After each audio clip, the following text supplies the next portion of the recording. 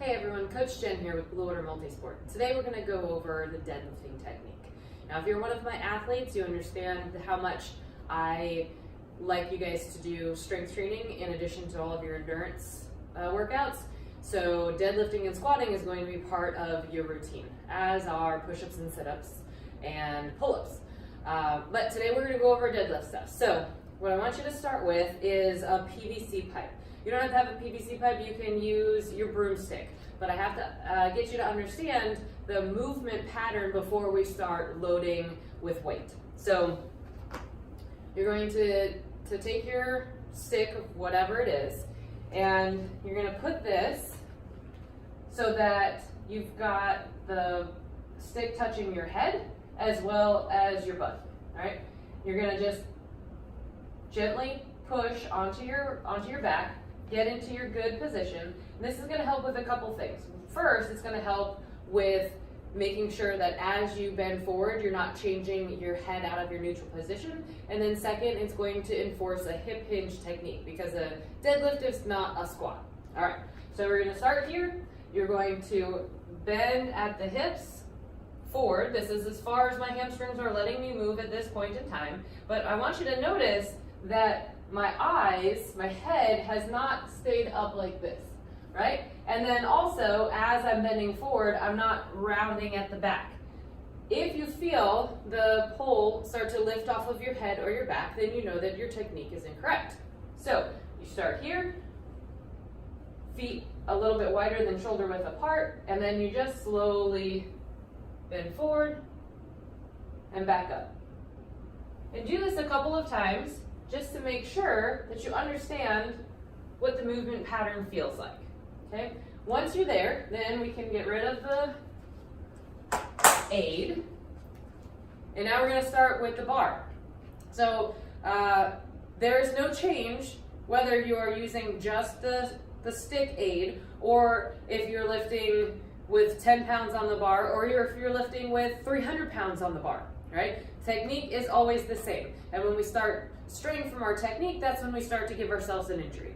So when we grab the bar from the ground, it always helps to have, even if you put fives on, the bumper plates help to keep the bar elevated off of the ground because not all of us have enough hamstring or hip flexibility to be able to grab the bar from the ground with good form.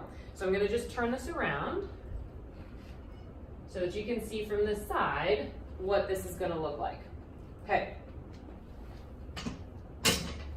As you approach the bar, you're going to try to get as close to the bar as you can. Your shins don't need to rub on the bar, but you want to get close because the closer you have the weight to your body, the less lever arm and tension and force it's going to put on the point where you're bending, which is kind of your back and your hips. So there's the knurl or the grip on the bar, and you want to have your hands about there. I like to have my hands outside of my legs. If you have your hands inside of your legs, then we're talking more of a sumo deadlift, and that's a variation that you can do, but today we're just going to do a regular deadlift. So you want to have your feet a little bit wider than shoulder width apart, and my toes are comfortable pointing forward. You can have them slightly pointed out a little bit, just depending on your hip morphology. And then you're going to grip the bar. Now, as you're going to bend forward, you want to make sure that you remember that stick drill, right? We're going to move and hip hinge as one.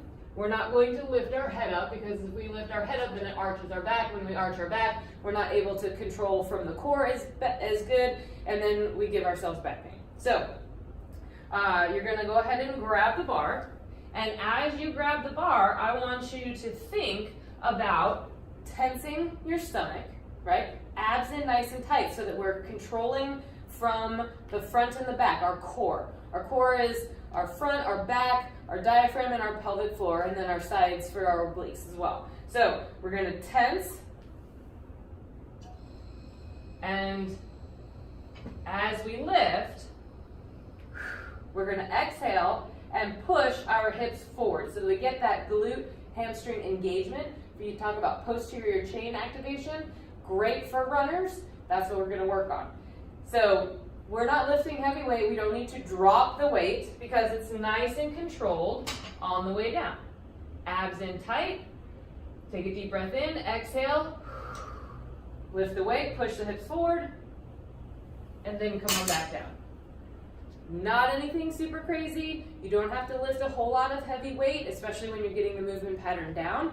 But if you have good technique, then you don't have to worry about hurting your back because you have good technique.